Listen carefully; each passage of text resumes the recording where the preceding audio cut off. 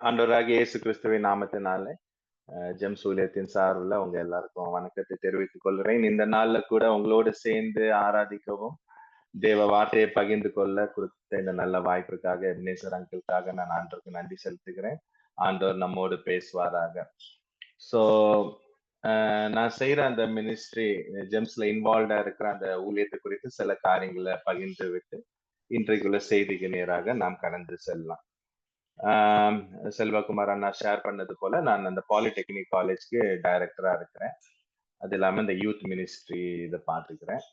So இந்த polytechnic college வந்து 2015ல ஆரம்பிக்கப்பட்ட ஒரு இன்ஸ்டிடியூஷன். அவுரங்காபாத் சொல்ல ஒரு டிஸ்ட்ரிக்ட்ல. அது ஒரு சென்சிட்டிவான ஏரியா, பிளட் ஷெட் நிறைய கொலை நடக்கிற ஒரு ஏரியா. ஜெம்ஸோடைய ஊழியங்கள் ஆரம்ப நாட்கள்ல தடை செய்யப்பட்ட ஒரு டிஸ்ட்ரிக்ட். அநேக எதிர்ப்புகள் சந்திக்கப்பட்ட ஒரு டிஸ்ட்ரிக்ட். ஆனா அநேகருடைய ஜபங்கள்னால அந்த இடத்துல ஆண்டவருடைய கிருபையினால ஒரு பாலிடெக்னிக் காலேஜ், ஒரு ஸ்கூலும் ஆரம்பிக்க ஆண்டவர் உதவி செஞ்சார். இன்றைக்கு இந்த காலேஜ் மூலமாக கிட்டத்தட்ட 51 கிராமங்கள், சுத்தி இருக்கிற 51 கிராமங்களுக்கு சுவிசேஷத்தை கொண்டு போறதுக்கு ஆண்டவர் உதவி செஞ்சிருக்கிறார். அகஸ்ட் அங்கிள் வந்து ரொம்ப கிளியரா இன்ஸ்டிடியூஷன்ஸ்க்கு எங்களுக்கு கைட் பண்ற ஒரு காரியம் என்னன்னா, உள்ள வர்ற மாணவர்களுக்கு நாம் ஆண்டவரோட சுவிசேஷத்தை சொல்லி கொண்டு போகணும், சேர்க்கணும். அது மாத்திரம் இல்ல, சுத்தி இருக்கிற கிராமங்களுக்கு நாம் ஒரு வெளிச்சமாக இருக்கணும். சோ இந்த 2 காரியத்தையும் மனதுல வைத்து உள்ள கிட்டத்தட்ட 500 வாலிபர்கள் இருக்கிறாங்க. இந்த நாட்கள்ல உங்களுக்கு தெரியும், ஒரு ஓப்பன் ஏர் மீட்டிங்கோ ஒரு கிராமத்துல போய் வாலிபர்களை சேர்த்து ஒரு மீட்டிங் நடத்துறது அவ்வளவு ஈஸி கிடையாது. அநேக எதிர்ப்புகள் நடக்கும். உடனே ஒரு கேமரா எடுத்து வந்துருவாங்க, ஏதாவது வந்து எதிர்ப்பாங்க. ஆனா நம்மளுடைய கரங்கள்லயே ஒரு 500 பிளஸ் வாலிபர்கள் 3 ஆண்டுகள் இருந்து ஆண்டவருடைய வசனத்தை தினந்தோறும் அசம்பிளியில ரெட்ரீட்ஸ் மூலமாக, ஸ்பெஷல் பிரேயர் செல்ஸ் மூலமாக, சண்டே சர்வீஸ் மூலமா இந்த மாதிரி அநேக காரியங்கள்ல அவங்களுக்கு ஆண்டவர் பற்றி சொல்றதுக்கு ஒரு நல்ல ஒரு வாய்ப்பை ஆண்டவர் கொடுக்கிறார். கடந்த வாரம் கூட பாலிடெக்னிக் கேம்பஸ்ல ஃப்ரெடி ஜோசப் அண்ணா வந்திருந்தாங்க ஒரு விசிட்காக. ஸோ கிட்டத்தட்ட 1.5 மணி நேரம் இந்த மாணவர்களுக்காக, இந்த first year, second year, third year ஸ்டூடெண்ட்ஸுக்கு ஆண்டவருடைய செய்தி, அந்த சுவிசேஷத்தை சொல்றதுக்கு நல்ல ஒரு ஆப்பர்ச்சுனிட்டி ஆண்டவர் கொடுத்தார். ஸோ உள்ள இருக்கிற மாணவர்களுக்கு இது மாத்திரம் இல்ல, பிரேயர்சஸ் மூலமாக அங்க இருக்கிற ஃபேக்கல்டிஸ் கிட்டத்தட்ட 75 ஃபேக்கல்டிஸ் இருக்கிறாங்க. சவுத்ல இருந்து மெஜாரிட்டியான இன்ஜினியரிங் முடித்தவர்கள் அங்க ஃபேக்கல்டிஸா இருக்கிறாங்க. ஸோ அவங்க டீச்சிங் தவிர இந்த மாணவர்களுக்கு கவுன்சிலிங் ஆண்டரை பற்றி சொல்ல ஒரு நல்ல ஒரு ஆப்பர்ச்சுனிட்டி ஆண்டர் கொடுக்குறாங்க. ஸோ ஹாஸ்டல்ல கிட்டத்தட்ட 300 ஸ்டூடெண்ட்ஸ் இருக்கிறாங்க. அது இல்லாம வெளியில உள்ள வெளியில டே ஸ்காலர்ஸா வர்றவங்களும் சேர்த்து கிட்டத்தட்ட 500 பிளஸ். அது இல்லாம எல்லா சண்டேயும் நான் சொன்னது போல அந்த 51 வில்லேஜஸ் அந்த கிறிஸ்துமஸ்ல அந்த கிறிஸ்துமஸ் ஈவெண்ட்டை மனதுல வச்சு கிட்டத்தட்ட 51 வில்லேஜஸ்ல ஓப்பன் ஏர் மீட்டிங் நடத்த ஆண்டவர் உதவி செஞ்சார். அந்த 51 வில்லேஜஸ்ல ஓப்பன் ஏர் மீட்டிங் நடத்துறது மாத்திரம் இல்ல, அந்த அதுல வந்து ஃபாலோ அப் பண்ணி இப்ப கிட்டத்தட்ட அந்த மீட்டிங்ஸ், அந்த இவாஞ்சலிஸ்டிக் ப்ரோக்ராம் நடத்தினதுக்கு பின்பதாக ஃபாலோ அப் செஞ்சதுக்கு அப்புறம் கிட்டத்தட்ட 400ல இருந்து 500 நபர்கள் அந்த கிராமத்துல இருந்து நம்மளுடைய பாலிடெக்னிக் கேம்பஸ்ல மாதத்துல ஒரு நாள், எல்லா சண்டேயும் இல்ல, ஏதாவது ஒரு எல்லா மாதத்திலயும் ஒரு சண்டே பாலிடெக்னிக் கேம்பஸ்ல வந்து ஒரு ஐக்கிய ஆராதனை, ஒரு கம்பைன்டு சர்வீஸ் வைக்க ஆண்டவர் உதவி செய்யற. அவங்களுக்கு தொடர்ந்து ஆண்டவருடைய சுவிசேஷத்தை சொல்ல ஆண்டவர் உதவி செய்து வருகிறார். அது மாத்திரம் இல்ல, கிட்டத்தட்ட 12 கிராமங்கள்ல சண்டே கிளாஸ் நடத்த ஆண்டவர் உதவி செஞ்சிருக்கிறார். சண்டே கிளாஸும் நேர போய் காஸ்பல் ஷேரிங் பண்ண அநேக எதிர்ப்புகளை சந்தித்தோம். அதனால சில 3D பிரிண்டிங் மெஷின் எடுத்துக்கொண்டு சில காரியங்களை டீச் பண்ணிட்டு அது மூலமாக ஆண்டவர் பற்றி சொல்றது, லாங்குவேஜ் இங்கிலீஷ் கம்யூனிகேஷன் ஸ்கில்ஸ் மூலமாக, இல்லைன்னா மெடிக்கல் கேம்ப்ஸ். ஸோ இது மூலமாக அந்த கிராமங்கள்ல போய் சில காரியங்களை கற்றுக் கொடுத்து டியூஷன் சென்டர்ஸ் எல்லாம் நடத்தி அது மூலமாக அந்த கிராமத்துல ஒரு நல்ல ஒரு ரிலேஷன்ஷிப்பை பில்ட் பண்ணி அதுக்கு பின்பதாக அந்த இடத்துல சண்டே கிளாஸஸ் எஸ்டாப்ளிஷ் பண்றதுக்கு ஆண்டவர் உதவி செய்கிறார். சில கிராமங்கள் ஆண்டவர் நடக்க முடியாத ஒரு குட்டி பையனை ஜெபித்த பின்பதாக அந்த குட்டி பையன் நடக்க ஆரம்பித்த பின்பு அந்த வீடை எங்களுக்கு திறந்து கொடுத்திருக்கிறார்கள். ஸோ அந்த வீட்டுல எல்லா சண்டையும் ஆராதனை செய்ய அங்க ஒரு வாய்ப்பை கொடுத்திருக்கிறார். ஸோ இதே மாதிரி ஆண்டவர் அற்புதத்தின் மூலமாக, அடையாளங்கள் மூலமாக இந்த பாலிடெக்னிக்ல ஒர்க் பண்ற இந்த ஃபேக்கல்டிஸை கொண்டு சுத்தி இருக்கிற கிராமங்களை சந்திக்க ஆண்டவர் உதவி செஞ்சார். அது மாத்திரமல்ல, இந்த பாலிடெக்னிக் காலேஜ் பீகார்ல ஒன்லி கிறிஸ்டியன் பாலிடெக்னிக்கல் இன்ஸ்டிடியூஷன். மொத்த பீகார்ல ஒரே ஒரு கிறிஸ்டியன் டெக்னிக்கல் இன்ஸ்டிடியூஷன் இந்த நம்ம ஜெம்ஸ் பாலிடெக்னிக் காலேஜ் தான். அது மாத்திரம் இல்ல, என்பிஏ அக்ரிடேஷன் எல்லா கோர்சஸ்க்கும் என்பிஏ அக்ரிடேஷன் வாங்கின ஒரே காலேஜ் ஜெம்ஸ் காலேஜ். கவர்மெண்ட் காலேஜஸும் அநேக கவர்மெண்ட் காலேஜஸ் இருக்கு, பிரைவேட் காலேஜஸும் அநேக காலேஜஸ் இருக்கு. ஆனா இது வரைக்கும் சில காலேஜஸ் 1-2 காலேஜ் 2 கோர்ஸுக்கு என்பிஏ அக்ரிடேஷன் வாங்கியிருக்காங்க. ஆனா இருக்கிற அத்தனை கோர்சஸ்க்கும் என்பிஏ அக்ரிடேஷன் வாங்கின ஒரே காலேஜ் ஜெம்ஸ் பாலிடெக்னிக் காலேஜ். அது ஆண்டவர் நம்மளுக்கு கொடுத்த ஒரு நல்ல ஒரு ஆசீர்வாதம். ஆண்டவர் நம்மளை உயர்த்தி வைத்திருக்கிறார். அது மாத்திரம் இல்ல, இன்றைக்கு கவர்மெண்ட் காலேஜஸ்ல இருந்து நம்ம ஃபேக்கல்டிஸ் அழைத்து அந்த காலேஜுக்கு அக்ரிடேஷனுக்கு தேவையான காரியங்களை டீச் பண்றதுக்கு எங்களுக்கு நம்ம ஜெம்ஸ் பாலிடெக்னிக் காலேஜ்ல இருந்து ஃபேக்கல்டிஸ் போறாங்க. ஸோ ஒரு கவர்மெண்ட் இன்ஸ்டிடியூஷன்ஸுக்கே ஹெல்ப் பண்றதுக்கு ஆண்டவர் இந்த இன்ஸ்டிடியூஷன் ஆசீர்வதித்திருக்கிறார். உங்களுடைய ஜெபங்களுக்காக நன்றி. தொடர்ந்து இங்குள்ள ஃபேக்கல்டிஸ் ஸ்டூடெண்ட்ஸ்க்காக ஜெபிங்கள். ஆண்டவர் அவங்களை கொண்டு பெரிய காரியங்கள் செய்வார். அதோட சேர்ந்து இந்த ஜெம்ஸ் யூத் மினிஸ்ட்ரிக்கு நான் பொறுப்பாக இருக்கிறேன். அந்த ஜெம்ஸ் யூத் மினிஸ்ட்ரி எப்படி ஃபங்க்ஷன் ஆகுதுன்னா, ஜிம்னு சொல்லுவாங்க ஷார்ட் ஃபார்ம்ல. ஜெம்ஸ்ல அநேக சபைகள் இருக்கு. கன்ஸ்ட்ரக்டட் பில்டிங் தவிர மற்ற இடங்கள் எல்லாம் நடக்க மோர் தென் 1000+1500+ சபைகள் இருக்கு. அதுல வாலிபர்கள் இருக்கிறாங்க. ஸோ அந்த வாலிபர்களை உருவாக்கும்படியாக அவங்களுக்கு evangelistic training, discipleship training, leadership training 3 level of ட்ரைனிங்கை தொடர்ந்து கொடுத்து சபையில உள்ள வாலிபர்களை பலப்படுத்தி சபைக்கும் அவங்க வேலை செய்யற இடமா இருக்கலாம், அவங்க படிக்கிற இடமா இருக்கலாம், அங்க அவங்களை வந்து ஒரு பிரயோஜனமுள்ள ஒரு பாத்திரமாக அநேகரை ஆண்டவருடைய சத்தியத்தை கொண்டு போய் சேர்க்கிற ஒரு டூலாக அவங்களை எக்யூப் பண்றதுக்கு இந்த ஜிம் மினிஸ்ட்ரி கொண்டு ஆண்டவர் உதவி செய்து வருகிறார். அநேக சாட்சிகள் உண்டு. அதோட சேர்ந்து இந்த ஜென்எக்ஸ் குறித்து நீங்க சிலர் கேள்விப்பட்டிருப்பீங்க. அந்த 48 வாலிபர்கள் அட் அ டைம் ஒரு டென்ட்ல தங்க வைத்து 7 நாட்கள் இன்டென்சிவ் ட்ரைனிங். அது சாயர்பரம், லவாலார், மகாராஷ்டிரா, சிக்கரியான 3 இடத்துல இப்ப அந்த ட்ரெயின் நடந்துட்டு இருக்கு. வர நாட்கள்ல சென்னையில, நேபாள்ல, பெங்களூர்ல மற்றும் ஸ்ரீலங்கால இன்னும் மற்ற இடத்துலயும் ஆரம்பிக்க திட்டம் எடுத்த மாத்திரம் இல்ல, அதோடைய ப்ராசஸும் போயிட்டு இருக்கு. ஸோ இப்படிப்பட்ட இடங்கள்ல 7 நாட்கள் இன்டென்சிவ் ட்ரைனிங், காலையில மார்னிங் டிவோஷன்ல இருந்து ஈவினிங் சந்தியா வரைக்கும் அவங்களுக்கு அநேக காரியங்களை கற்றுக் கொடுத்து 7 days அவங்கள வந்து ஒரு லெப்டினன்டா அவங்கள வந்து ஒரு வீரர்களா அவங்கள உருவாக்கி அவங்கள மறுபடியும் அவங்களுடைய சபைக்கு அனுப்பி விடுறாங்க. ஸோ அவங்க வந்து எந்த சபையில வர்றாங்களோ, எங்க சபையில இருந்து வந்தார்களோ அதே சபையில போய் வாலிபர்கள் மத்தியில சுத்தி இருக்கிற ஜனங்களுக்கு அவங்க ஒரு நல்ல ஒரு டூலாக, ஒரு எஃபெக்டிவா ஆண்டவருக்கு பிரயோஜனம் இல்ல ஒரு பாத்திரமாக இருக்கும்படி அவங்களை எக்யூப் பண்ணி அனுப்புறதுக்கு இந்த ஜென்எக்ஸ் அநேக சாட்சிகள், அநேக பாஸ்டர் சாட்சி கொடுத்திருக்கிறாங்க. இந்த ஜென்எக்ஸ் ட்ரைனிங்கு பின்பதாக அனுப்பப்பட்ட அந்த மாணவர்கள் ஸ்டூடெண்ட்ஸ் வந்து வந்ததுக்கு அப்புறம் நல்ல ஆக்டிவா மினிஸ்ட்ரியில இன்வால்வ் ஆகுறாங்க. அநேகரை கொண்டு வர்றதுக்கு ஆண்டு உதவி செய்திருக்கிறான்னு சொல்லிட்டு நிறைய சாட்சிகள் உண்டு. ஸோ அதுல மீடியாவை குறித்து, டிசைபிள்ஷிப்பை குறித்து, வர்ஷிப்பை குறித்து, அப்புறம் ஒர்க்கிங் வித் ஆப்போசிட் ஜெண்டர், இந்த மாதிரி அநேக டாபிக்ஸ்ல அவங்களுக்கு எக்யூப் பண்ணப்படுது. ஸோ இதை தவிர இந்த கிலியாட்னு ஒரு ட்ரைனிங்லயும் ஹெல்ப் பண்றதுக்கு ஆண்டவர் எனக்கு உதவி செய்து வருகிறார். இந்த கிலியாட் என்கிற ஒரு GEMS institute of leadership enhancement and development சொல்ற இந்த ட்ரைனிங் வந்து ஜெம்ஸ்ல உள்ள செகண்ட் லைன் லீடர்ஸ் கிட்டத்தட்ட 80 லீடர்ஸ் ஒரு 2 ஆண்டுகள் அவங்களுக்கு மந்த்லி 1 வீக் அவங்க இன்வெஸ்ட் பண்ணணும். மந்த்லி 1 வீக் போய் 20 மாடியூல்ஸ் 20 சப்ஜெக்ட்ஸ்ல, அது லீடர்ஷிப் பேஸ் சப்ஜெக்ட்ஸா இருக்கும், மினிஸ்டீரியல் சம்பந்தமா இருக்கும், தியாலஜி சம்பந்தமா இருக்கும், ஃபினான்ஸ் சம்பந்தமா இருக்கும், ஃபேமிலி சம்பந்தமா இருக்கும், வேற சோசியல். ஸோ இப்படிப்பட்ட டிஃப்ரெண்ட் டாபிக்ஸ்ல பாலிடிக்ஸ் பற்றி எப்படி பைபிளையும் பாலிடிக்ஸும் ரிலேட் பண்ணி பார்க்கணும். ஸோ இந்த மாதிரி 6-7 ஏரியாஸ்ல இந்த 80 லீடர்ஸையும், ஸோ 20 இன் அ பேட்ச், முதல் வாரம் ஒரு பேட்ச்னா 2வது வாரம் ஒரு பேட்ச், 20 into 4 80 பேரை ட்ரெயின் பண்ணி வரும் நாட்கள்ல 2032க்கு அப்புறம் அநேக நீங்க அறிந்தபடி ஜெம்ஸோட இந்த 6 ரீஜன்ஸ் உண்டு. Northern region, southern region, central, western, இந்த மாதிரி 6 ரீஜன்ஸ் ஒரு தனி ஜெம்ஸாக உருவாகும் பொழுது அங்க தேவைப்படுற அந்த லீடர்ஸ் பண்றதுக்கு, இவங்களை உருவாக்கி அந்த அந்த கேப்பை ஃபில் பண்றதுக்கு இந்த ஒரு முயற்சி எடுக்கப்பட்டிருக்கு. ஸோ ஆகஸ்ட் 20 தான் அதோட இனாகிரேஷன் நடந்துச்சு.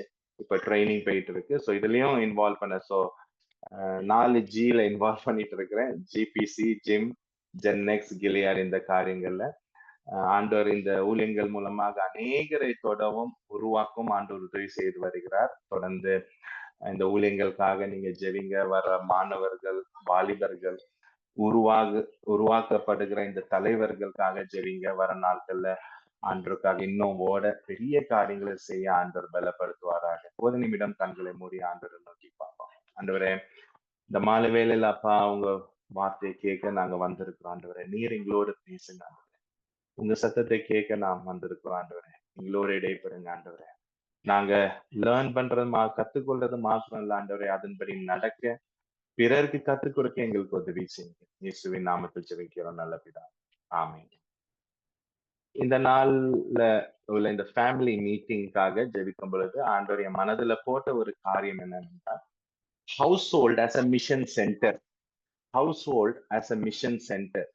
நம்மளுடைய குடும்பம் இல்லைன்னா நம்மளுடைய வீட்டார், நம்மளுடைய குடும்பம், நம்மளுடைய வீட்டார் ஒரு மிஷனரி பணித்தளத்தை போல மாற வேண்டும். ஒரு மிஷன் சென்டராக மாற வேண்டும்.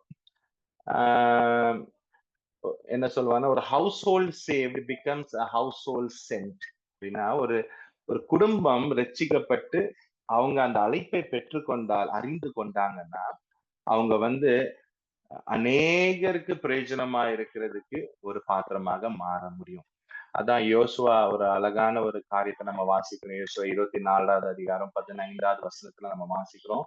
நானும் என் வீட்டாரும் கர்த்தரையே சேவிப்போம். As for me and my household, we will serve the Lord. இவ்வளவு ஒரு கான்பிடென்டா அவர் சொல்லியிருப்பார்ல.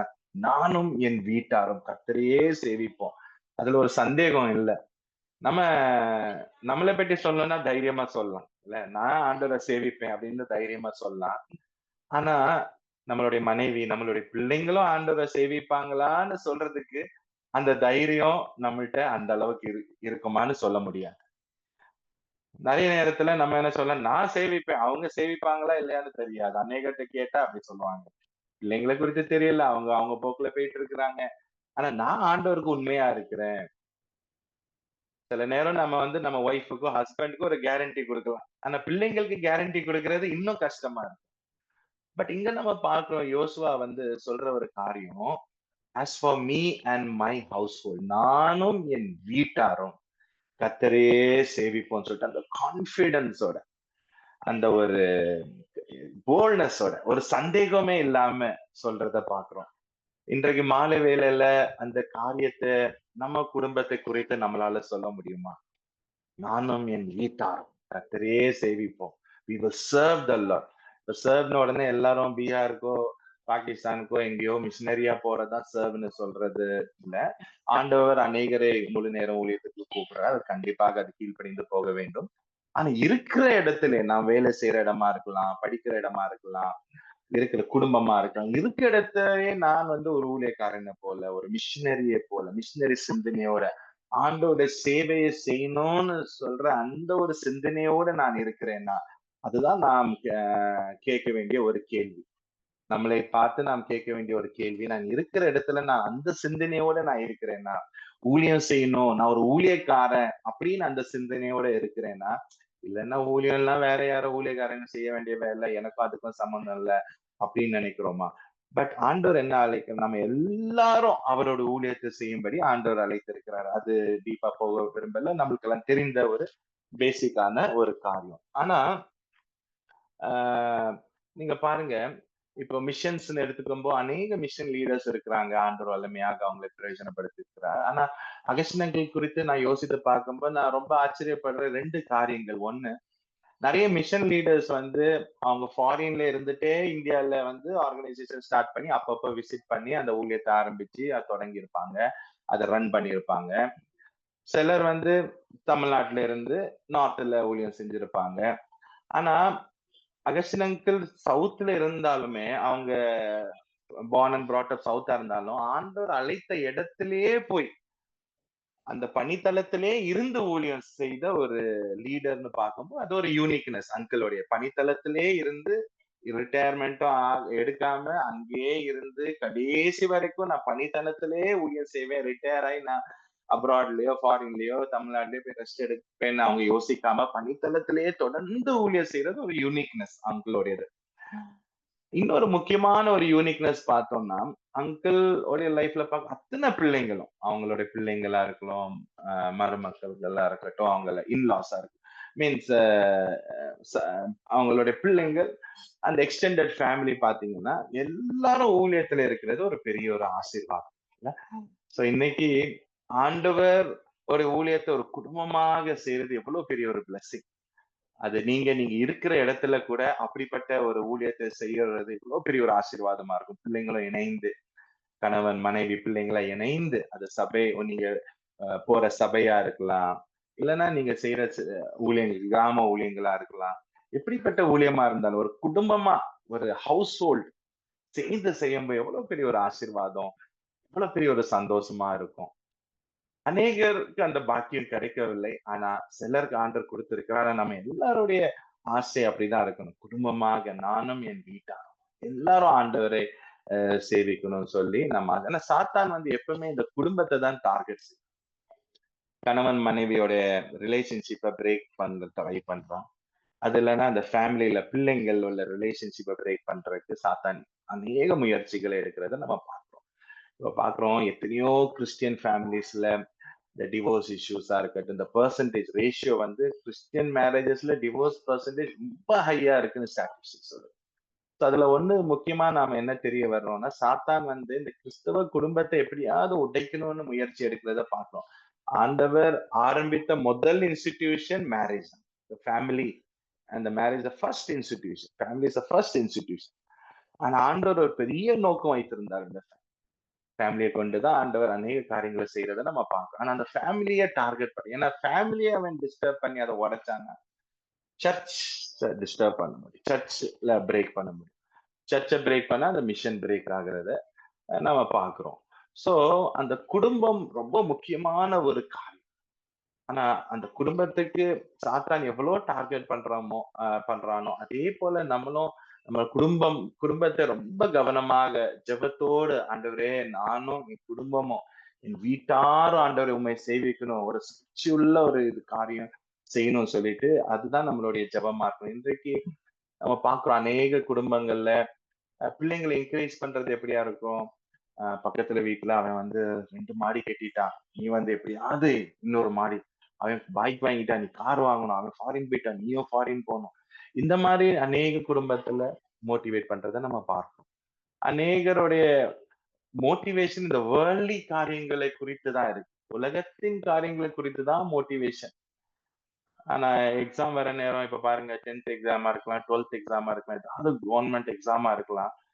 பேரண்ட்ஸே சொல்லுவாங்க, கொஞ்சம் வாரம் நீ சண்டே கிளாஸ் போக தேவையில்லை, சில வாரம் நீ சர்ச்சுக்கெல்லாம் போய் ஆக்டிவா இருக்கணும் தேவையில்லை, நீ படிப்பு இதை ஃபர்ஸ்ட் இம்பார்ட்டன்ஸ் கொடு, படிப்புக்கு முக்கியத்துவம் கொடு, இதை முடிக்க ட்ரை பண்ணுன்னு சொல்லிட்டு.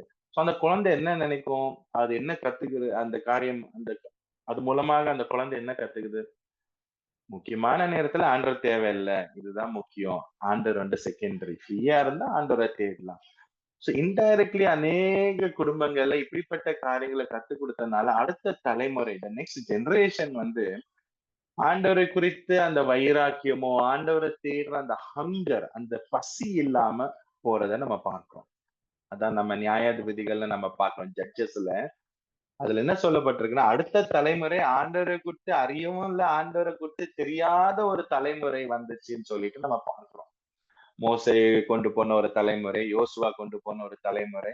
ஆனா அதுக்கு பின்பதாக வந்த தலைமுறை ஆண்டவரை பற்றியும் தெரியல, ஆண்டவரை குறித்து ஒண்ணும் அறியாம இருந்தாங்கன்னு சொல்லிட்டு நம்ம பார்க்கணும். சோ அதை பாஸ் ஆன் பண்ணல, அந்த முந்தின தலைமுறை அந்த பிள்ளைங்களுக்கு அதை பாஸ் ஆன் பண்ணல நம்ம பார்க்கிறோம். சோ ஒரு குடும்பத்துல நாம் வந்து ஆண்டவருடைய காரியங்கள், அந்த ஸ்பிரிச்சுவல் வேல்யூஸ், அந்த காரியங்களை நம்ம பாஸ் ஆன் பண்ணாம தவறி விட்டோம் என்றால் ஒரு குடும்பமாக அவரை சேவிக்க முடியாம போய்விடும். சோ நாம் எதை கடத்தி விடும் நம்மளுடைய அடுத்த தலைமுறை. இப்போ ஜெனரேஷன் நீங்க பாத்தீங்கன்னா ரொம்ப ஒரு டிஃபிகல்ட்டான ஒரு ஜெனரேஷன். அவங்க ஈஸியா நம்ம ஜட்ஜ் பண்ணலாம், இப்போ உள்ள பிள்ளைங்க அப்படி, இப்போ உள்ள பிள்ளைங்க அப்படின்னு சொல்லிட்டு நம்ம குறை சொல்லலாம். ஆனா இன்னொரு ஆங்கிள் பார்க்கும்போது இந்த இப்போ உள்ள ஜெனரேஷன் பிள்ளைங்களை நம்ம அறிந்து இருக்கிறோம், அண்டர்ஸ்டாண்ட் பண்ணி இருக்கிறோம். நிறைய பேர் நீங்க மேபி பேரண்ட்ஸா இருக்கலாம், உங்களுக்கு சின்ன பிள்ளைங்க இருக்கலாம். இப்ப 2010 மேல பிறந்த பிள்ளைங்களுக்கு என்ன சொல்லுவாங்க, ஜென் ஜெட்னு சொல்லுவாங்க, ஜெனரேஷன் ஜெட். ஸோ இந்த ஜெனரேஷன் நீங்க பாத்தீங்கன்னா ரொம்ப டிஜிட்டல் நேட்டிவ்னு சொல்லுவாங்க.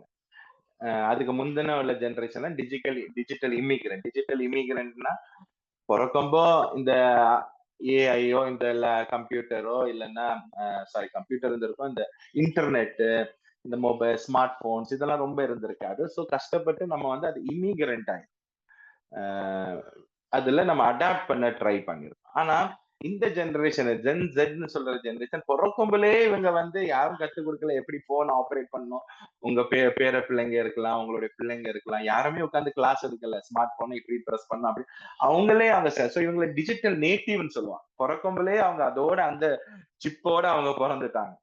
ஸோ இவங்களோட திங்கிங் பேட்டர்ன் வித்தியாசமா இருக்கும். சயின்ஸ் என்ன சொல்லுதுன்னா ஒவ்வொரு தலைமுறையும் வர வர வர the next generation ஓட இன்டெலிஜென்ஸ் லெவல் 30% ப்ரீவியஸ் இன்டெலிஜென்ஸ் லெவலோட ஜாஸ்தியா இருக்கும்னு சொல்றாங்க.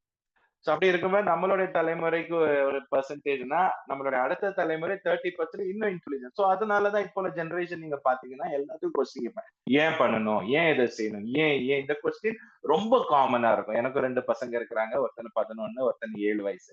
ஸோ ரெகுலரா ஃபேஸ் பண்ற கொஸ்டின் ஏன் இதை செய்யணும், ஏன் கொஸ்டின். அதே மாதிரி நம்ம சொல்லிட்டே இருக்கோம்ல, அதே அவங்க கேட்கறது மாத்திரம் இல்ல, அதை ஜட்ஜும் பண்ணுவாங்க.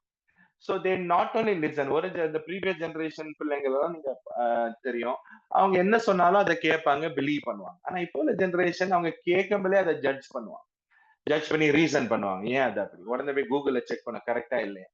அதே மாதிரி சொல்றவங்களையும் ஜட்ஜ் பண்ணுவாங்க, சொல்ற கண்டென்ட்டையும் ஜட்ஜ் பண்ணுவாங்க. சோ இப்படி இருக்கிற ஜெனரேஷனுக்கு வந்து நீ எல்லாம் திருந்த மாட்ட, உருப்பட மாட்டேன்னு ஈஸியா சொல்லிட்டு போலாம். ஆனா அப்படிப்பட்ட பிள்ளைங்களுக்கும் அந்த ரீசனை நம்ம பொறுமையா எடுத்து சொல்லலைன்னா அந்த தலைமுறை நாம் இழந்து போயிடும். ஏன்னா இவங்க கேட்கிற கேள்விகள் அப்படிப்பட்ட கேள்வி. பொறுமையா நம்ம நேரத்தை கொடுத்து அவங்களுக்கு அந்த கேள்விகளுக்கு நம்ம பதில் கொடுத்து ஆண்டவருடைய வழிகள்ல இவங்களை வந்து நடத்தலைன்னா இன்னைக்கு இருக்கிற டெக்னாலஜி அட்வான்ஸ்மெண்ட்ஸ்னால மீடியாவோட அட்வான்ஸ்மெண்ட் ஈஸியா வழி மாறி போகிறதுக்கு வாய்ப்புகள் உண்டு. சோ நான் என்ன சொல்ல ஆசைப்படுகிறேன்னா like what I'm trying to say is நம்மளோட அடுத்த தலைமுறை நெக்ஸ்ட் ஜெனரேஷன் குறித்து நாம் ஒரு கரிசனை உள்ள ஒரு பேரண்டாக இருக்கணும். நம்ம ஒரு ஹவுஸ் ஹோல்டு அந்த திங்கிங்ல இருக்கணும். நான் மட்டும் ஆண்டவருக்கு ஊழியம் செஞ்சா போதும்னு இல்லை, நான் எப்படியோ கஷ்டப்பட்டு எப்படியாவது ஆண்டவருக்கு செய்யணும் இல்ல, நானும் என் மனைவியோ என் கணவனுக்கும் நான் அக்கௌண்டபிள், என் பிள்ளைங்களுக்கும் நான் அக்கௌண்டபிள். மேபி நம்மளோட க்ளோஸ் ரிலேட்டிவ்ஸ் நம்ம ஃபேமிலி நம்ம கூட இருந்தாங்களா அவங்களுக்கும் நாம அக்கௌண்டபிளா இருக்கும். சோ பைபிள்ல நம்ம அநேக காரியங்களை நம்ம பார்க்கிறோம். இண்டிவிஜுவலா நிறைய பேர் ஹீரோவா இருந்திருக்கிறாங்க, பட் ஃபேமிலியா அவங்க ஒரு ஃபெயிலியரா இருந்திருக்காங்க. இண்டிவிஜுவல் நிறைய ஹீரோஸ் நம்ம வந்து பார்க்கலாம். ஆனா சிலரை நீங்க பாத்தீங்கன்னா ஃபேமிலியா அவங்க வந்து ஊழியம் செஞ்சிருப்பாங்க, ஃபேமிலியா ஆண்டவருக்கு உண்மையா இருக்கிற ஒரு காரியத்தை நம்ம பார்க்க முடியும். சிலர் வந்து பெரிய ஜெயண்ட்ஸா இருப்பாங்க, பெரிய தீர்க்கதரிசியா இருப்பாங்க, பெரிய ராஜாவா இருப்பாங்க, ஆண்டவர் குறித்து ஆண்டவருக்காக பெரிய காரியம் செஞ்சிருப்பாங்க. பட் ஆனா அவங்களுடைய ஃபேமிலி ஒரு டிசாஸ்டர் ஆயிரும். அந்த ஃபேமிலி வந்து இழந்து போறதை நம்ம பார்க்கலாம். So as a leader they have been successful, but as a family அதை வந்து பாஸ் ஆன் பண்ண அவங்களால முடியத. ஸோ ஒரு சோலோவா இருக்கிறது ஈஸி, ஆனா ஒரு டீமா எல்லாரையும் கொண்டு வந்து எல்லாரையும் ஆண்டவருடைய வழிகள்ல நடத்துறது ஈஸி கிடையாது. ஸோ எப்படி நான் இன்ஃப்ளூயன்ஸ் பண்றேன், நான் ஒரு தாப்பனா இருக்கலாம், ஒரு தாயா இருக்கலாம், இல்லைன்னா நான் ஒரு தாத்தாவா இருக்கலாம், பாட்டியா இருக்கலாம். சோ யாரா இருந்தாலும் என்னுடைய குடும்பத்தை நான் எப்படி இன்ஃப்ளூயன்ஸ் பண்ணியிருக்கிறேன்னு சொல்லிட்டு நம்ம பார்க்கணும். சில வசனங்களை பேசிக்கான சில இன்ட்ரோடக்ஷனான காரியங்களை வாசித்து வைத்து 2 குடும்பத்தாரை குறித்து 2 ஹவுஸ் ஹோல்டு குறித்து, முதலாவது அந்த பிலிப்பி பட்டணத்துல இருந்த அந்த ஜெயிலர், அந்த ஜெயில் அந்த ஜெயில் ஹெட் அந்த ஜெயிலரை குறித்தும் ஸ்டெஃபனஸ் சொல்லி ஒரு அவருடைய ஹவுஸ் ஹோல்டு குறித்து, இந்த 2 ஹவுஸ் ஹோல்டு குறித்து மெடிடேட் பண்ண போறோம். ஆனா அதுக்கு முன்பதாக சீக்கிரமாக சில பாசிட்டிவ் அண்ட் நெகட்டிவ் எக்ஸாம்பிள்ஸ், அவங்க தவறி போன சில காரியங்களை சீக்கிரமாக பார்க்கலாம், வாசிக்கலாம். பிள்ளைங்களை குறித்து வாசிக்கலாம். 1 சாமுவேல் 2:29 வசனத்தை வாசிங்க. 1 சாமுவேல் 2:29. என் வாசஸ்தலத்திலே செலுத்தும்படி நான் கட்டளையிட்ட என் பலியையும் என் காணிக்கையையும் நீங்கள் உதைப்பானேன். என் ஜனமாகிய இஸ்ரவேலின் காணிக்கைகளில் எல்லாம் பிரதானமானவைகளைக் கொண்டு உங்களை கொழுக்க பண்ணும்படிக்கு நீ என்னை பார்க்கிலும் உன் குமாரரை மதிப்பானேன் என்கிறார். இங்க பாருங்க, ஏலி செய்யற ஒரு தவறு வந்து, என்னை காட்டிலும் உன் குமாரன் அப்படின்னா, ஆண்டவரோட அந்த அவருடைய குமாரனுக்கு ரொம்ப முக்கியத்துவம் கொடுக்கிறத பார்க்கிறோம். அங்கேயே தவறு ஒரு காரியம். அது மாத்திரம் இல்ல, 1 சாமுவேல் 12 வசனத்தை நீங்க அப்புறம் வாசித்தீங்கன்னா, அவர் வந்து ஒரு ஸ்ட்ராங்கா ரெபியூக் பண்ணல, கரெக்ட் பண்ணல. அவனுடைய பசங்க ஹோப்னி, பினஹாஸ் 2 பேரை குறித்து நம்ம பார்க்கிறோம். அவர்களை குறித்து வசனம் என்ன சாட்சியம்னா, உருப்படாத ஒர்த்லெஸ்ன்னு சொல்லப்படும். உருப்படாதவங்க ஒர்த்லெஸ்ன்னு சொல்லும். சோ அப்படிப்பட்ட ஒரு பிள்ளைகளா இருந்தாலும் அவர் வந்து ரெபியூக் பண்ணல, கரெக்ட் பண்ணலன்னு சொல்லிட்டு அந்த வசனங்களை பார்க்கலாம். ஆண்டவருக்கு மேல குழந்தைங்களுக்கு ரொம்ப ஐயோ தாங்கி தாங்கி தாங்கி அவரை கரெக்ட் பண்ணல, மென்டர் பண்ணல. அவர் ஆண்டவருக்காக உண்மையா இருந்தாலும் பிள்ளைகளை கரெக்ட் பண்ணி நடத்துறதுக்கு அவர் வந்து இன்டென்ஷனலா எஃபர்ட் எடுக்கலன்னு சொல்லி நம்ம பார்க்கிறோம். அதே இதைதான் சாமுவேலும் அவர் தவறு செய்தவர். ஏலி கூட தான் சாமுவேல் வளர்றாரு. அவரும் அந்த கரெக்டான காரியத்தை லேர்ன் பண்ண தவறி விடுறாரு. சாமுவேலுடைய பிள்ளைங்களை குறித்தும் நம்ம பார்க்கிறோம். அவங்க வந்து பிரைட்ஸ் அக்செப்ட் பண்றது கரப்டா இருந்தாங்க அப்படின்னு சொல்லிட்டு நம்ம பார்க்கிறோம். 1 சாமுவேல் 8வது அதிகாரம் 1-3 இந்த வசனங்கள் அப்புறம் நீங்க வாசித்து பாத்தீங்கன்னா, சாமுவேல் வந்து ஒரு பேசிக்கா ஒரு பிஸியான ஒரு தீர்க்கதரிசி. பிஸியா டிராவல் பண்ணி பிஸியா அநேக இடங்கள்ல போய் அநேகர் சொல்லும்போ பிள்ளைகளை அவரு அந்த காரியங்கள்ல டீச் பண்றதுக்கு ரிலக்டண்டா இருக்கிறத பாக்குறோம். அவர்களை குறித்து வேதம் என்ன சாட்சிக்குன்னா கரப்டான பிள்ளைங்களா இருந்தாங்கன்னு சொல்லி. சோ அவர் வந்து ஒரு ஆண்டவருக்கு உண்மையா இருந்த ஒரு தீர்க்கதரிசி தான். ஆனா பிள்ளைகள் வந்து கரெக்ட். அதே மாதிரி ஆஹ் ஆபிரகாமுடைய வாழ்க்கையிலயும் நம்ம பார்க்கிறோம்.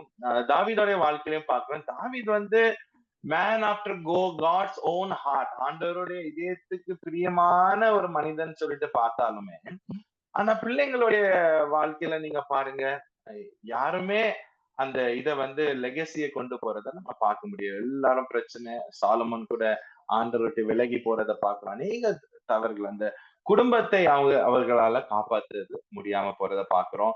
ஆபிரகாம் உடைய லாத், ஆபிரகாமுடைய நெஃப்யூ. ஆனா அந்த லோத்து கூடயே போனாலும் அந்த லோத்தை கூட அவரால இன்ஃப்ளூயன்ஸ் பண்ண முடியலன்னு பார்க்கிறோம். லோத்தை அவர் கரெக்ட் பண்ணி இருந்திருக்கலாம். சாய்ஸ் கொடுக்குறாரு, நீ உனக்கு என்ன வேணுமோ நீ எடுத்துக்கோ, அடுத்தது நான் எடுக்கிறேன். அந்த அந்த இடத்துல கூட சாய்ஸஸ் கூட எடுக்கும்போ ஒரு ஞானமுள்ள சில காரியங்களை கத்து கொடுத்துருக்கலாம். என்னுடைய அந்த நெஃப்யூ என்ன பாருப்பா, ஆண்டவர் இப்படி நம்மளுக்கு கொடுத்திருப்பாரு, எப்படி பண்றோம் மீன்ஸ் அநேக காரியங்களை கத்து கொடுத்துருக்கோம். அவருக்கு தெரியும் எங்க போனாலும் ஆண்டவர் ஆசீர்வதிக்க போறாரு. ஆனா அந்த திங்கிங், அதே தாட்டை லாத்தோடைய மனதுல விதைக்கிறதுக்கு அவர் தவறி விடுறதுப்பா. ஆனா அதே இது நீங்க பாத்தீங்கன்னா பாசிட்டிவ் சைட்ல பார்க்கும்போ இந்த காலேபுடைய வாழ்க்கை, காலேபுடைய நெவ்யூன்னு பார்க்கும்போது ஒத்தேனியல்னு ஒருத்தர் காலேபோட இருக்கிறாரு. அந்த ஒத்தேனியலும் காலேபை போல, காலேபை எப்படி ஆண்டு வல்லமையா யூஸ் பண்ணாரோ அதே போல இந்த ஒத்தேனியலும் ஒரு ஜட்ஜா அவர் மாறுறது, ஆண்டவருக்காக வைராக்கியமா இருந்ததை பார்க்கிறோம். அந்த இன்ஃபுளுன்ஸ் அந்த குடும்பம். அது மாத்திரம் இல்ல, அக்ஸா காலேபுடைய மகள், அவளும் ஆண்டவருக்காக வைராக்கியமா இருக்கிறத பார்க்கிறோம். காலேபுடைய இன்ஃபுளுன்ஸ் அந்த குடும்பத்திலயும் அந்த மருமகன் இல்லைன்னா நெவ்யூ அந்த ஒத்தேனியல் மேல இருக்கிறத பார்க்கிறோம். அதே போல நோவாவுடைய வாழ்க்கையை எடுத்து பார்த்தோம் என்றால் அங்கேயும் ஒரு பாசிட்டிவ். நோவா அவருக்குதான் ஆண்டவர் தரிசனத்தை கொடுத்திருக்கிறார். அப்போ மனைவி சொல்லியிருக்கேன், உங்களுக்கு தானே தரிசனம் கொடுத்தாரு, எங்களுக்கா கொடுத்தாரு, என்னென்ன பையனமா இருக்கு, மழை வரமா தண்ணி வரமா, அது அநேக சந்தேகங்கள் இருந்திருக்கலாம், அநேக காரியங்கள் இருந்திருக்கலாம். ஆனா நம்ம அங்க பாக்குறோம், நோவா சொன்னதுக்கு அவங்க மனைவியும் கீழ்ப்படிந்து அவ்வளவு ஆண்டுகள், 1-2 ஆண்டுகள்ல கிட்டத்தட்ட 120 ஆண்டுகளாக அவங்க வந்து அந்த பேழையை செய்யறாங்க, அந்த கெட்டுறாங்க. அவ்வளவு ஆண்டுகள் பொறுமையா உட்கார்ந்து அவங்க செஞ்சு கீழ்ப்படிந்து செய்திருக்கணும்னா நோவா எப்படிப்பட்ட ஒரு தாக்கத்தை மனைவியும் பிள்ளைங்க மேல வந்து போயிட்டு இருக்கலாம். மனைவி போய் கேட்கிறது ஓகே, பிள்ளைங்க எங்க பேச்சு கேட்டிருப்பாங்க, ஃப்ரெண்ட்ஸ் இருந்திருப்பாங்க, ஃப்ரெண்ட்ஸ் வந்து அந்த கம்யூனிட்டில இருந்திருப்பாங்க, இந்த கம்யூனிட்டியே இவரை வந்து பரியாசம் செஞ்சு கேலி செய்யறாங்க. அப்படிப்பட்ட கம்யூனிட்டியில உள்ள ஃப்ரெண்ட்ஸ் இருந்திருக்கலாம். ஆனாலும் எங்க அப்பா செய்யறது கரெக்ட் சொல்லிட்டு அதுல இணைந்து செய்யறது மாத்திரம் இல்ல, அது கூட பரவாயில்ல. இவங்க கல்யாணம் ஆகி வந்த மருமகள்களும், அந்த மருமகள் எப்படிப்பட்ட கம்யூனிட்டில இருந்து வந்திருப்பாங்க, ஆண்டவரை அறியாம ஆண்டவரை தூசித்த கம்யூனிட்டில இருந்து வந்திருப்பாங்க. ஏன்னா இந்த குடும்பம் மட்டும்தான் ஆண்டவரை தேடிச்சு, வேற யாருமே தேடி வந்திருக்கிற மருமக்கள்கள் வந்து ஆண்டவரே தான் தேடி இருக்கிற ஒரு மக்களாக இருப்பாங்க. சோ இப்படி அவங்க வந்தவங்களும் நோவாவோட பேச்சை கேட்டு அந்த காரியத்துல இணைந்து அந்த ஆர்க்ல போய் எல்லாரும் போறத நம்ம பார்க்கணும். சோ எப்படிப்பட்ட ஒரு இன்ஃப்ளூவன்ஸ் ஒரு மனிதன் நோவா குறித்து அவர் ஒரு பிளேம்லெஸ் பர்சன் அப்படின்னு சொல்லிட்டு அந்த சாட்சியை நம்ம பார்க்கிறோம். சோ அவர் மாத்திரம் அந்த குடும்பத்துக்கே ஒரு இன்ஃப்ளூவன்ஸ கொடுக்கிறார், செய்யறத நம்ம பார்க்கிறோம். அதே போல அநேக எக்ஸாம்பிள்ஸ் லாயிஸ் யூனிஸ் குறித்து நம்ம பார்க்கிறோம். திமோத்தி குறித்து பவுல் சாட்சி சொல்லும்போது லாயிஸ் அவங்க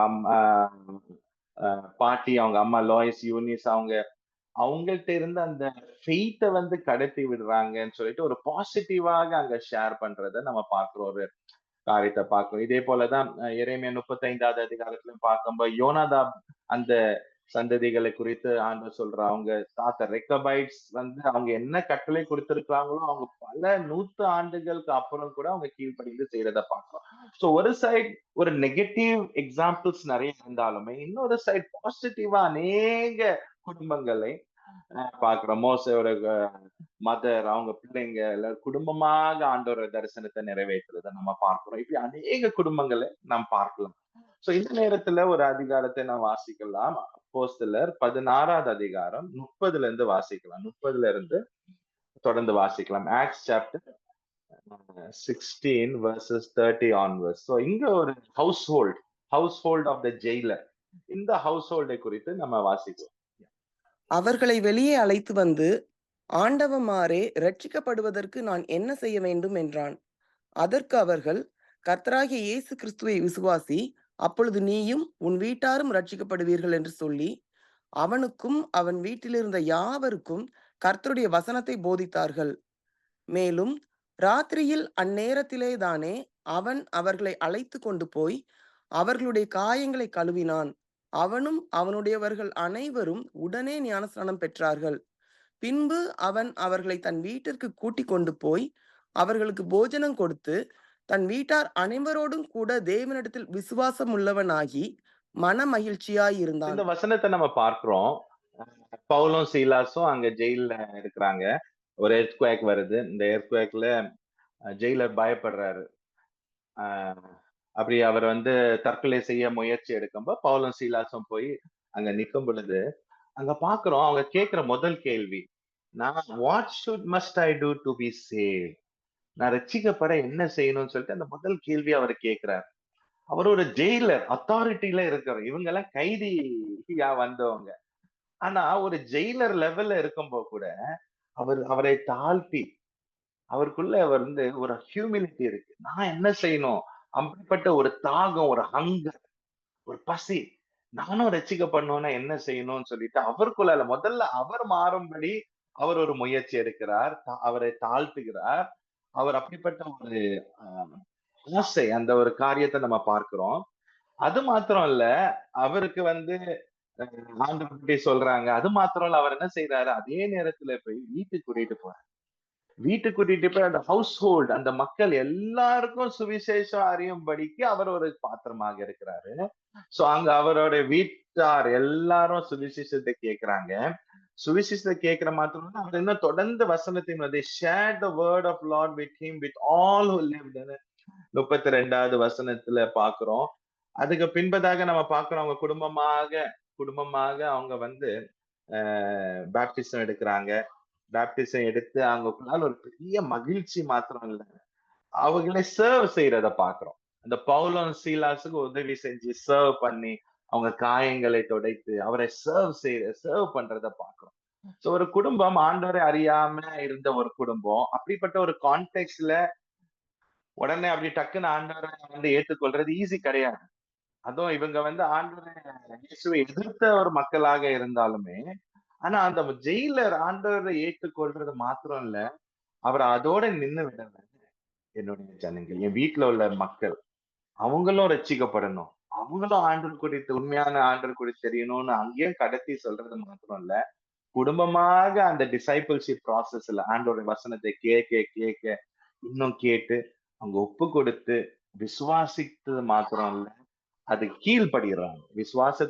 விசுவாசிக்கிற மாத்திரம் அந்த காரியத்தை கீழ்ப்படிந்து அவங்க ஞான ஸ்நானம் எடுத்து அங்க ஒரு சர்வ் பண்றத பாக்குறோம். இப்போதைக்கு அங்க நம்ம பார்க்கிறோம். எப்படி பவுலும் சீலாசும் குடும்பமா இங்க சர்வ் பண்றாங்க, உணவு கொடுக்குறாங்க, காயங்களை ஆற்றுறாங்க. சோ ஒரு ஹோல் ஃபேமிலிய டிரான்ஸ்ஃபார்ம் ஆயி அவங்க சர்விங் ஆர்டினரி ஒரு ஃபேமிலியா இருந்த ஒரு ஃபேமிலி அந்த சேவை செய்யற ஒரு சர்வ் பண்ற ஒரு ஃபேமிலியாக மாறுறத நம்ம பார்க்கிறோம். இதேதான் ஸ்டெஃபனஸ் உடைய காரியங்களை பார்க்கிறோம். கொர்னேலியஸ் உடைய இதுல பார்க்கிறோம். இவர்களை ஆண்டவர் தொட்டு இவங்க ஆண்டவர் அவங்களை மாற்றும் பொழுது அவங்க வந்து அந்த ஹோல் ஹவுஸ் ஹோல்டே டிரான்ஸ்ஃபார்ம் பண்றதுக்கு ஒரு காரணமா இருக்கிறாங்க. அது மாத்திரம் இல்ல, அந்த ஹவுஸ் ஹோல்ட் அந்த குடும்பமே இப்ப கொர்னேலியஸ் உதாரணத்துக்கு எடுத்து வந்தா அவர் ஒரு புறஜாதி ஒரு ஜென்டைல்ல ஆண்டவர் ஏற்றுக்கொண்ட முதல் நபர்னு சொல்லிட்டு நம்ம பார்க்கிறோம். So, அப்படிப்பட்ட அந்த ஜென்டைல் ஆண்டவர் அறியா மீன்ஸ் அந்த ஜென்டைல் குடும்பத்துல ஆண்டவர் ரட்சிப்புக்குள்ள வந்து குடும்பமாக ஆண்டவர் சர்வ் செய்யறத பார்க்கிறோம். சோ நம்ம இவங்க ரெண்டு காரியத்துல உள்ள வித்தியாசம் எப்படி சிலர் வந்து அவங்க குடும்பத்துல ஒரு தாக்கத்தை கொண்டு வர முடிஞ்சு எப்படி சிலரால ஆண்டவருக்கு அவங்க உண்மையா இருந்தாலும் ஏன் அவங்க ஒரு இன்ஃப்ளூயன்ஸ கொண்டு வர முடியலன்னு ஒரு கேள்வி உங்க கூட உங்களுக்கு வந்திருக்கலாம்.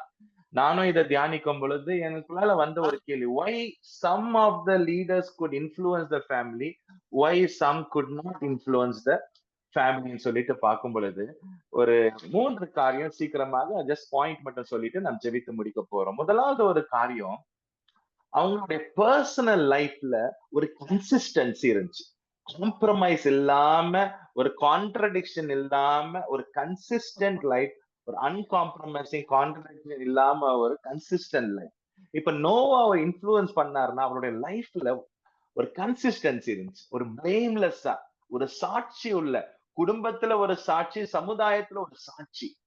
சோ அந்த டிசிப்ளின், கன்சிஸ்டன்ட், ஒரு பிளேம்லெஸ் லைஃப் அவர் வாழ்ந்தனாலதான் அந்த குடும்பத்துல ஒரு தாக்கத்தை உண்டாக்க முடிந்தது. இதே இது நீங்க தாவீதையோ மத்த தாவீதோட உதாரணம் நிறைய தவறுகளை செய்தது அந்த சாட்சி குடும்பத்துல அஃபெக்ட் ஆகுறத பாக்குறோம். அந்த இன்ஃப்ளூயன்ஸ பண்ண முடியாம போனதை பாக்குறோம். ஒரு தனிப்பட்ட நபராக ஆண்டவருடைய சித்தத்தை செஞ்சு வெற்றிகரமாக ஓடி முடிக்க முடிந்தது. பட் ஃபேமிலியை இன்ஃப்ளூயன்ஸ் பண்ண முடியும். ஏன்னா அவங்களுடைய பர்சனல் லைஃப் அவங்க ஒரு ரோல் மாடலா இருக்காம போனதுனால அடுத்த தலைமுறை இழந்து போறதை நம்ம பார்க்கிறோம். நம்ம ஆராய்ந்து பார்க்க வேண்டிய ஒரு காரியம், நம்மளுடைய பிள்ளைங்க, நம்மளுடைய மனைவியோ கணவனோ நம்மளுடைய ரிலேட்டிவ்ஸோ ஆண்டவருக்குள்ளால உறுதியா வரலன்னா அதுக்கு நாம ஒரு காரணமா இருக்கலாம். மேபி என்னுடைய கன்சிஸ்டன்ட் லைஃப், என்னுடைய டிசிப்ளின் லைஃப் அவங்களுக்குள்ள தாக்கத்தை உண்டாக்காம இருந்திருக்கலாம். ரெண்டாவது, இன்டென்ஷனலா நான் எஃபர்ட் எடுத்திருக்கிறேன் நான் டீச் பண்றதுக்கு. இப்ப பாருங்க ஏலிய எடுத்து உதாரணத்தை எடுத்து பாருங்க, சாமுவேல். அவங்க ஒரு பிளேம்லெஸ்ஸான ஒரு வாழ்க்கையை தான் வாழ்ந்திருக்காங்க. பட் இன்டென்ஷனலா எஃபர்ட் எடுக்கல. ஒரு இடத்துல ஒரு தவறு பண்றாங்க, ஆண்டவரோட பிள்ளைங்களுக்கு முக்கியத்துவம் அது தவறு. சாமுவேலுடைய வாழ்க்கையில இன்டென்ஷனலா எங்கேயுமே வசனத்துல வந்து அவருடைய பிள்ளைங்களை கரெக்ட் பண்ணாரு, ரிபியூக் பண்ணாரு, அவங்களுக்கு ஆலோசனையை கொடுத்தாரு சொல்லிட்டு நம்ம வாசிக்கல. இன்டென்ஷனல். ஆனா இதே இது நம்ம லோயஸும் யூனிஸும் அந்த திமோத்திக்கு டீச் பண்றதை குறித்து பவுலே அப்ரிஷியேட் பண்றாரு. உன்னுடைய அம்மாவும் உன்னுடைய பாட்டியும் சொல்லி கொடுத்த அந்த வசனங்கள் அவனத்தை கடத்தி விட்ட அந்த விசுவாசம், அந்த ஃபெய்த்ல நீ உறுதியா இரு. அப்போனா அதோட டிஸ்பங்க்ஷனல் ஃபேமிலி, அவங்க அப்பா வந்து ஆக்டிவாவே இல்லை அந்த குடும்பத்துல. அவங்க அப்பா வந்து ஒரு புறஜாதி, ஆண்டவர் அறியாத ஒரு நபர். அப்படிப்பட்ட சூழ்நிலையில கூட இந்த தாயாரும் பாட்டியும் உண்மையோடு கடத்தி செல்றத நம்ம ஃபெய்த்ஃபுல்லா பாஸ் ஆன் பண்றதை பார்க்கிறோம்.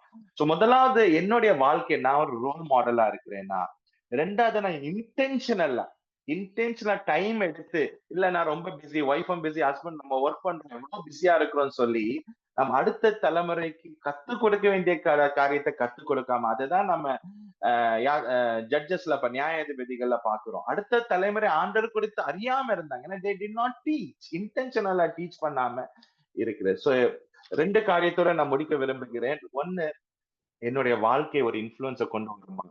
ரெண்டாவது, நான் இன்டென்ஷனலா எஃபர்ட் எடுத்து டீச் பண்ணியிருக்கிறேன். அடுத்த தலைமுறையை நாம் காப்பாற்றி விடணும் என்றால் நாம ஒரு ஹவுஸ் ஹோல்ட நானும் என் வீட்டாரும் ஆண்டவரை சேவிக்கணும், அது நம்மளுடைய ஆசையா இருந்தா என்னுடைய வாழ்க்கை ஒரு மாதிரியா இருக்கணும். ஆண்டவரை முதல்ல அந்த பிள்ளைங்களா இருக்கட்டும், நம்மளுடைய உறவினர்களா இருக்கட்டும், சுத்தி இருக்கிற மக்களா இருக்கட்டும், என்னுடைய வாழ்க்கை மூலமா பார்க்கணும். 2வது இன்டென்ஷனலா டைம் எடுத்து எவ்வளவு நான் படிப்புக்கு முக்கியத்துவம் கொடுத்து டியூஷன் அனுப்பி, அங்க அனுப்பி, இங்க அனுப்புறோமோ, அந்த பிள்ளைங்களுக்கு ஏதாவது உடம்புக்கு சரியில்லைன்னா எவ்வளோ டாக்டர்ஸ ஓடி, ஓடி அங்க ஓடி அவ்வளோ எஃபோர்ட் எடுக்கிறோமோ, ஆவிக்குரிய காரியங்கள்ல கூட அவங்க எந்த ஒரு குறைபடக்கூடாதுன்னு சொல்லி இன்டென்ஷனல் எஃபோர்ட் எடுத்து அவங்களுக்கு கத்துக் கொடுக்க நான் முயற்சி எடுக்க வேண்டும். கண்களை மூடி ஆண்டவரை நோக்கி